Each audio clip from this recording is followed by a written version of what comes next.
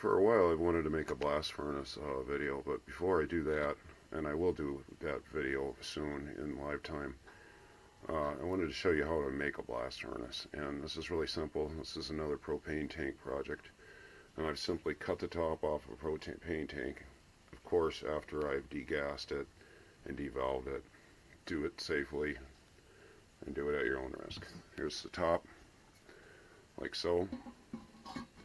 I've left the handle for a carry handle, and there's the devalved stem. This will be my overfire exhaust. Deburred it. And for the blast furnace itself, I got black pipe running in through the side.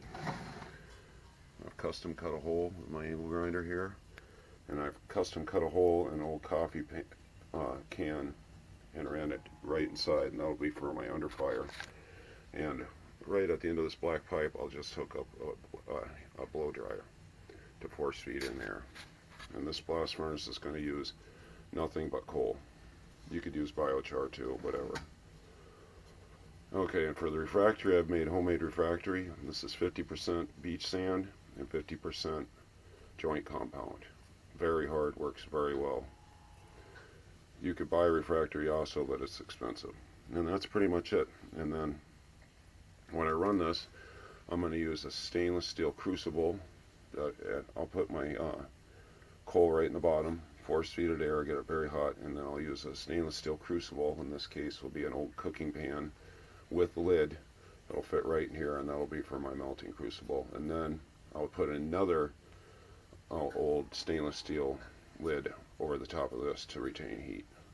You won't melt through stainless steel, you're not going to get that hot, but you can melt aluminum, copper, brass in this, and you'll have continuously stoking the fire with this under fire blow dryer. You don't even have to turn the blow dryer on hot, you can just turn it on air and force feed it. And that's pretty much it. And like I said, I'll do a live fire video demonstrating how this particular model blast furnace works. It's very simple. You could of course buy a furnace or make one using natural gas or other means, but that kind of defeats the purpose of me using it, which is a no-cost alternative to other blast furnaces. And eventually this can's going to melt out, but that won't matter. This was just a form to set my refractory in to get it set up. Once this melts out, it won't matter anymore because it'll all be done. And this I set up all this refractory. It's already getting hard last night. I'll give it about a week to completely dry before I fire it up. And you want the refractory to be completely dry before you do your initial firing. Otherwise you might crack it, or you could do a slow heat up to dry it, but why rush? Why rush something that doesn't need to be rushed? Okay, there you go.